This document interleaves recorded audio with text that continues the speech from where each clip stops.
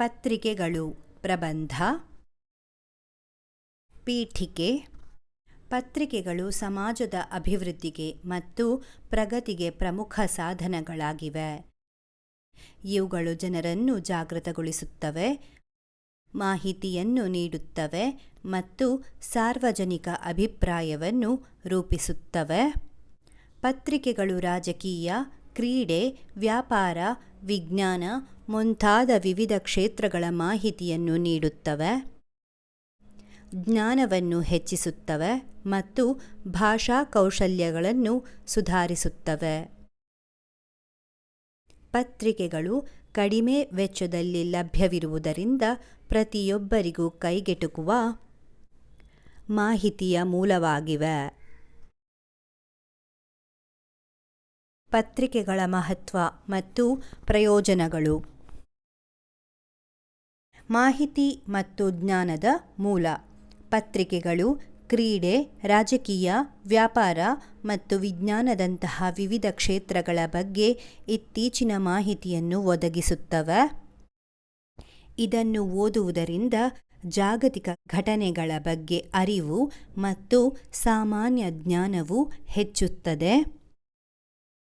ಸಾರ್ವಜನಿಕ ಅಭಿಪ್ರಾಯ ರೂಪಿಸುವಲ್ಲಿ ಪಾತ್ರ.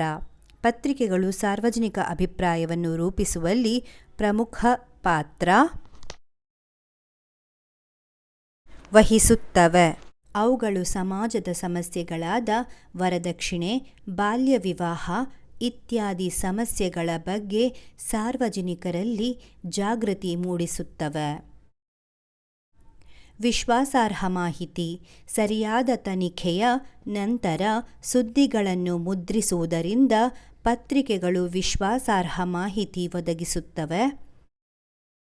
ಆರ್ಥಿಕ ಮತ್ತು ಸುಲಭ ಲಭ್ಯತೆ. ಪತ್ರಿಕೆಗಳು ಆರ್ಥಿಕವಾಗಿ ಕೈಗೆಟುಕುವ ಬೆಲೆಯಲ್ಲಿ ಲಭ್ಯವಿದೆ ಮತ್ತು ವಿವಿಧ ಭಾಷೆಗಳಲ್ಲಿ